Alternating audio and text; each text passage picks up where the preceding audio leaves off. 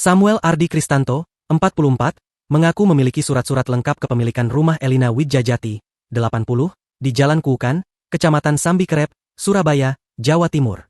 Belakangan sengketa kepemilikan tanah menjadi pangkal pengusiran dan pembongkaran secara paksa terhadap Elina Widjajanti dari rumah yang telah ditempatinya selama puluhan tahun.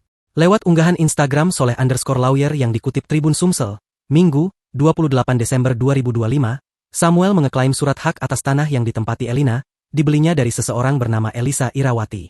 Elisa sendiri merupakan kakak Elina, yang sudah meninggal 3 tahun setelah jual beli rumah pada 2017. Diakui Samuel, ia memiliki akta jual beli dari Elisa pada 2014 dengan notaris Dedi Wijaya. Dalam akta notaris tersebut tertulis nama Elisa Irawati lahir di Sumeneb, 2 Juli 1944. Elisa berprofesi sebagai pengajar dosen. Elisa Irawati sempat meminta izin untuk tetap tinggal di rumah tersebut. Karena waktu itu Tante Elisa, saya memanggilnya. Tante Elisa meminta untuk tinggal sampai beliau mendapatkan tempat baru. Dan saya izinkan, ungkap Samuel kepada Soleh. Hingga pada Agustus 2025, Samuel baru berniat hendak balik nama kepemilikan hak tanah. Samuel mengaku nenek Elina tidak menempati rumah tersebut saat kakaknya masih hidup.